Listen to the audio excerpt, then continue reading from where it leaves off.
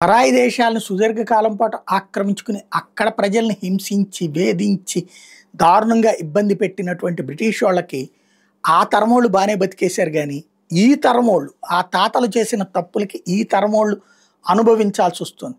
అలాగని ఈ బాధిత దేశాలలోకి సంబంధించినోళ్ళు అందరూ చేయట్లేదు. బాధిత దేశాల్లో ఉన్నటువంటి ముస్లిం దేశాలైన పాకిస్తాన్ కావచ్చు, బంగ్లాదేశ్ కావచ్చు, ఆఫ్ఘనిస్తాన్ కావచ్చు, ఇట్లాంటి దేశాలతో పాటుగా సిరియా, యెమెను, లెబనాను ఇట్లాంటి దేశాల నుంచి అక్కడికి వెళ్ళినటువంటి వాళ్ళు చివరికి ఇప్పుడు అక్కడ కొన్ని ప్రాంతాల మీద ఎలాంటి ఆధిపత్యం ఎలా ఇచ్చేశారంటే, అక్కడ బ్రిటన్‌లో ఉన్నటువంటి చట్టం పనిచేయదు. బ్రిటన్ పోలీసులు కొన్ని ప్రాంతాలకు వెళ్ళడానికి వీల్లేదు. అక్కడ ఆ విధంగా పూర్తిగా మా వాళ్ళున్న ఏరియాలకు మీరు రావడానికి వీల్లేదు. ఏదన్నా ఉంటే చెప్పండి, మా మత పెద్దల దగ్గరికెళ్ళి చెప్పండి, మా మత పెద్దలు చూసుకుంటారు. మా మతాచారాల ప్రకారం ఉండే షరియా కోర్టులో తీర్పులు చెప్తాను తప్పించి మీరెవరు రావడానికి వీల్లేదని చెప్పేసి అడ్డుకుంటున్నటువంటి పరిస్థితులు బ్రిటన్ సమాజంలో పెరిగిపోతున్నాయి.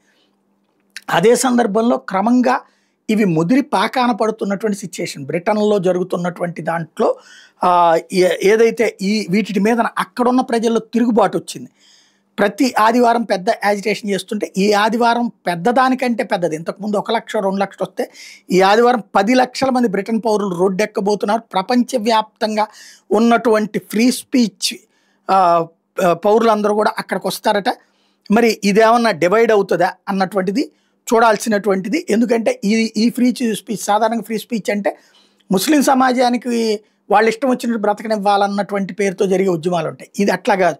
అమెరికాకి సంబంధించినటువంటి చార్లీ కిర్క్ వ్యవహారంలో జరిగినటువంటి అరాచకాన్ని దృష్టిలో పెట్టుకుని జరగబోతున్నటువంటి కార్యక్రమం.